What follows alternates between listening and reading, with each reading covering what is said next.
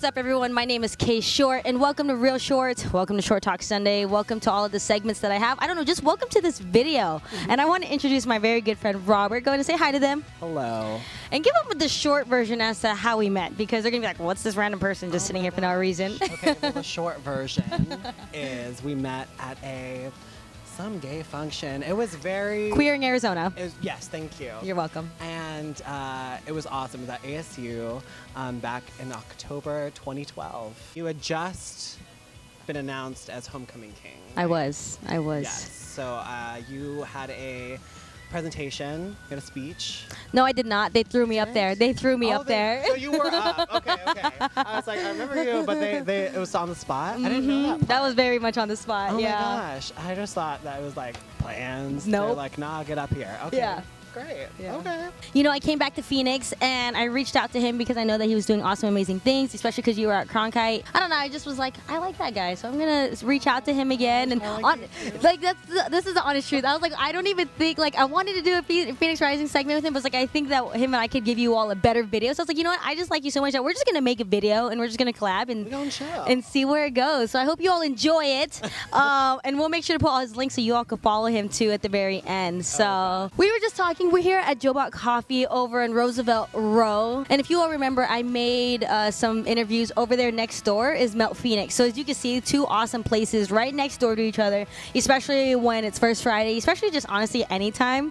Just come down here, especially it's getting cooler in Phoenix, and enjoy it while you can. And the coffee's really good. I just got a mocha, and you got... Is bomb. What did you get? I got just that cold brew light. Always about local, but corporate gives me good benefits. It does. Robert and I were just sitting here talking about like how it's about to be fall, not necessarily for Phoenix, but I think it's not even necessarily just a turn of season, but just like a turn of our souls. You know what I mean? And him and I were talking, and he was saying that a year ago today, a lot has happened, and he's come a long way. But before we get there, I want him to give you all a brief background as to like who he is, and like if that's something you're totally interested in, I'm gonna give you all his links and stuff. You can go follow him and doing all his awesome stuff. So I'm gonna just pass it on to you. Just go ahead, let Phoenix know who you are, what you prefer, What I prefer. Well, my preferences are. and all that good stuff. Well, my name is Robert, as we mentioned. Book publicist and blogger. I have a blog called Diary of a Gay Spinster, and I started it a few years ago. I actually started it around the time that we met. I'm a very creative person. I've lived in the Phoenix area since I was 13. I moved here from Northern California. I'm originally from Petaluma, California. It's a really super small town in Sonoma County. So yeah, I went to Basha High School, great times, and I went to the Cronkite School at ASU. And that's kind of when I really kind of fell in love with public relations, and I've always saw myself doing PR in some way when I was 13. I love working with authors and writers, and it's kind of a great environment for me to be in as someone who likes to write and loves to read.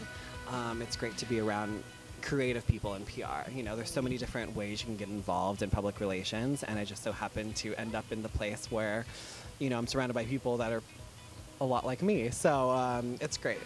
What is writing for you? Because you all know that I make videos, and that's, I feel like, is how I keep track of my life and my story, but you do writing, and I feel like that brings you to a whole nother element. Always been into writing as a kid, and I was like in this writers group in second grade and on.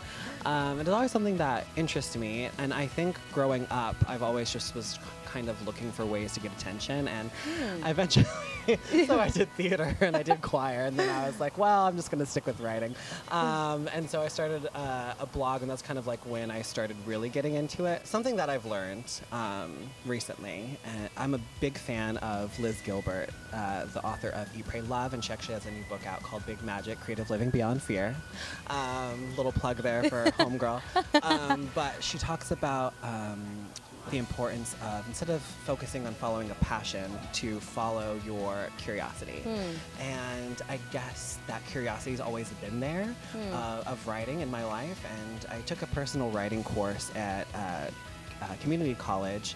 I started working on this project called Skills for Breakfast. It's about the story from high school, and that's kind of like when I really kind of fell in love with it. And then I started blogging, and that's when I was able to share it with, you know, somewhat of an audience, how it all started. And I think by creating the blog, it was able to kind of manifest in that way, so I can always kind of have that attached to myself.